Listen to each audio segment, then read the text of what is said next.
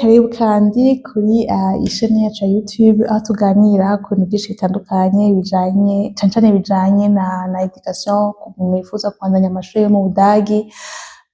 haba ku applyinga baccalaureat canke master canke jo kuri formation professionnelle. Hama kuri video dutanga amakuru twagira ubushakashatsi yemewe kandi yizewe. Iyi suite ya video nabwo yuko ngiye kugira série y'ama video angahe nishura kwazo byinshi bitandukanye bikunda kubazwa cyane mu commentaire canke ku email nkunda guhabwa kuri email nabahaye kugira ngo ufise ikibazo umbaze hama anyisho ufise nshaka kwishura muri processus yawe ukorondera ishure cyangwa ukorondera formation professionnelle yawe. So hari abantu benshi bambaza ko nigeze kuvuga yuko kumenya ikidagi kuvuga ikidagi cyane uje gukora formation ushaka gukora formation professionnelle cyangwa uje kwiga muri rusange teza kubukiza uteza kufise niveau runaka quand même ushaka kuvuga bakakumva gereke. Rero cyakunda kumbaza none okay dusangize experience yawe y'ukuntu wasanze urwo rurimi rumeze, experience iri honnête. Abesha kunda kuyimbaza mvuga ni nivyo rurimi utaza kwiga ruragoye ariko ndavuga ati okay reka sho gusigura uko ndabishoboye experience yiwanje bwite ku n'ururimi rw'ikidagi. Ariko tumenye yuko abantu bose benshi afise capability zitandukanye. Hariho umuntu bimworohera cyane kwiga ikintu kiri pratique n'intoke akoresha intoke byoroshe, uwundi kimugora, uwundi afise capability yo gukoresha ubwenge bwiwe nk'igiharuro canke ikivyoroshe nikamugora, urasanga afise capacity yo kumenya indimi atanabishizemo n'inguvu atanagize asanga ashoboye kumenya ururimi mu mwanya uri muto. Rero imbere yuko utanga experience yiwanje ico kintu mubigumize mu bwenge. So je rero ururimi rw'ikidagi nobagute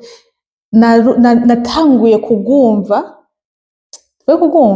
okay umunsi wa mbere numva ururimi rw'ikidagi na hari muri 2020 ico gihe hari umwana twigana kuri université aho nize umunyeshuri twigana kuri université aho nabwize baccalaureat yiwanje yariko aravuga yuko ariko arapplyinga kuja kwiga mu Budagi. Ico gihe rero tugitangura ndizo mu 2020 tugitangwa mu wa mbere ikiyemba we yashaka kugenda hakiri kare. Ndavuga ati okay ubwo rurimi rumeze gute, arambwira kumva yarazi amajambo amwe ko yatanguye kugwiga. Arambwira nyine amajambo angahe numva ko hambere numvise ikidagi si kuri television si kuri YouTube no munyeshuri twigana juste yasangije amajambo angahe ndavuga ati ururimi ko rugoye. Hama après arambwira ati nawe nyine agana kugwiga ariko ico gihe koko nabwo nabi processus yo kurondera ishure bitaraja ku murongo neza ariko nyuma aho vyagiye kuja ku murongo neza nagiye gukora niveau ya mbere ya AA i Bujumbura. Hama ndajayo twiga ico gitwa abantu benshi bashika kuri 6-7 urumva ko depuis 2020 benshi ko bari intéressé n'urwo rurimi. Hama twigishwa umupatiri yigeze kuza ngaha mu Budagi hama asura mu Burundi hama atangura kwigisha nyine abanyeshuri. Nuko twize niveau ya AA twayize amezi ashika kuri 2 ariko navuga yuko vraiment franchement parlant yo kwigishwa ururimi n'umuntu yagwize akarukwigisha en plus amaze igihe kinini ataro pratika uraronka n'ivyo amakuru y'intango amakuru y'ibanze ariko nturonka information yose. Weco gerese ngo narumva ikintu na kimwe warumva ukuntu wipresenta ukuntu baza amakuru ni sawa urakomeye witwa gute biriya bibazo nyene by'intango nyene bisanzwe ariko ntabwo twagiye nyine deep ngo umenye ukuntu ushobora gukora conversation n'umuntu inota irenga 3, 5, 7 pardon. Hama nyuma yaho navuga yuko experience nagize nago nuko kwako ndako nigishwa n'umuntu atari à l'aise nago navuga yuko vraiment byari bigoye cyane hanyuma ariko ico gihe naragerageza nkaba ama video kuri YouTube ariko vraiment siba nkunda nizi ikintu gikomeye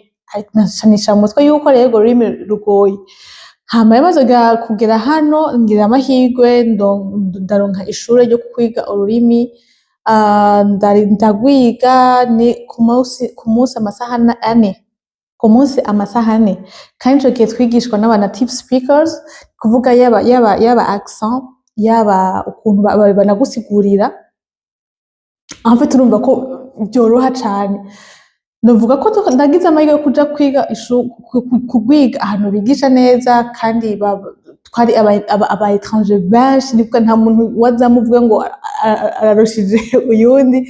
wasanga kumwe n'abasiriya turi kumwe n'abatirikiya abarundi abaganda abakenya abavuye Amerika abavuye heruka twaje turi zero uvuge zero duke ariko ukuntu twese tanumwe yararuzi kaswishwa n'abantu babizi antuka vraiment baratuzamuye kandi twiga amasaha 4 ku munsi iminsi 5 mu ndwi nabwira yuko rubaruha ariko navuga yuko ugiye kuraba neza kuvyo je nabonye cyo kuraba neza ni mix entre on a mix grammaire yawe construction yayo ushobora kuyishushanya nk'ujya ku gifaransa kuko igifaransa nyine kiragoye twibeshe igifaransa kiragoye kuko twagikuriyemo twaracize n'iki wumva ko kirorosha ariko ku muntu agiye gucika akuze nawe kiramugora cyane. Niko ku gifaransa gifise grammaire nyinshi gifise conjugaison nyinshi ifise amarticle menshi n'ikidagi niko kimeze rero ariko nagize nuko ntari nzi igifaransa kandi kandi ndiga n'icongereza ni kuvuga hariho construction iri mu gifaransa na construction iri mu congereza zihwanye mu kidagi ni kuvuga yuko kameme ubu ufise cyangwa se yawe ibimaze ko yaramenyereye ukuntu ukonjuga amaverbe ukashaka kumpera ukagira gute ariko navuga yuko muri rusangi iyo ushizemo inguvu ugashiramo umwanya ugashiramo kandi na dedicace ntihabe ikintu ukora wize indwi imwe wize indwi zibiri ngo uhagarika oya nuko rero zangendeye narize igihe gikwiye hama yandi mahirwe nagize nuko usanga ndi kumwe n'abana nabona ntontu bambira kwigisha ururimi mu buryo byoroshe harimo abana uko umwana ushaka kuvuga ikosa ngo wumve murambaye imbere y'umwana arakumva akakwishura akanagukosora kandi ukemera ukuntu agukosoye cinge nayo mahirwe iki niki nibyo byafashije vraiment navuga yuko après umwanya maze ushaka gukora conversation mu kidagi ushaka kumva ikidagi ushaka kumviza amakuru ushaka kuvuga iki nivyo rero nabwira ariko nabwiye yuko umuntu wese afise capacité zitandukanye uko ari umuntu yambajije ikibazo n'umuntu yaramaze umwe mu bambajije ikibazo n'umuntu ariko ari ikidage karambwiye ati yo iragoye umuntu bigenza gute iki niki ndavuga ni ari ikintu iyo ushaka ikintu uritanga nyine nta kundi nta kundi witanga ukavuga uti ikintu utegereza kugira iki utegereza kukimenya ariko nta rurimi rugora kandi nta rurimi rworoshe ko n'ikirundi uri ikirundi cose kituvuga ku muntu aje kuciga nawe kiramugora ariko abaye oblige kuciga araciga uwo nawe aravuga ati we afise nyene umunyeshuri karaciga yambwiye ko we bimworohera kumva ariko kuvuga bikamubera intambara nico rero ni ya ma processus yose aje nukomeze ururimi rushasha ngiye kugwiga rero ni rurakumva ariko kuvuga bikambera intambara nko kugeza ubu ushobora kumvuga indimi zishika kuri 5 imizo 5 rero zose sauf ikirundi c'amavukiro izindi zose nize byanyura kuvuga bikananira byanyura kumva bikangora kuvuga, ariko mbera nk'umwana atanga kwiga kwavura agatambuka hama akiruka nuko. Hama amatips nobabwira yobafasha ku bantu bariko bariga urwo rurimi bien sûr, ababimbaje nababwiye inbox, ariko ntikibuza ko nkashobora kuvyongerezako. Ururimi ruryoha iyo warukunze. Iyo ururimi warukunze canke ikintu cyose iyo wagikunze ukaciyumvamwo biroroha, kuko iyo uriko uraciga ntuciga nka corvée, uciga nka outil bifuza gukoresha ku kintu runaka ushaka kugerako. Rero iyo byose ubishize hamwe okay, mfise iyo objectif kandi iyo objectif indi ku mutima, n'ivyo ukora byose rero ucugerageza biranyerera. Hama iyindi tip ya kabiri nuko au moins buri munsi ufate iminota 30 iri dedicase kuri urwo rurimi wifuza kwiga, à part ku muntu ari mw'ishure, à part ari amasaha yo mw'ishure ukuricigira kuri YouTube canke hehe, fata umwanya 30 minutes, 1 heure par jour, wumvirize ama audio canke wumvirize ama video ari muri urwo rurimi. Hama n'ibindi birahari, ukora ama exercice, urondere kuvugana n'abantu bakwiga urwo rurimi. Hari n'uwambwiye ngo nimba abako bariga urwo rurimi bamaze kunyandikira ngo ndabagire groupe yabo kugira ngo baze baraganira hagati yabo ngo musashe gupratika. Bon, sinzi ko vyokunda kuko sinzi zizova kuri mwebwe nyene, niyo twagira iyo groupe umuntu akakaza arapratika iki n'iki, umuntu muri ari kumwe n'uyundi, ariko izo ni mwa nyinshi zishoboka kandi ururimi rubandanya rwigwa. Ntushobora kumenya ururimi 100% ntibikunda.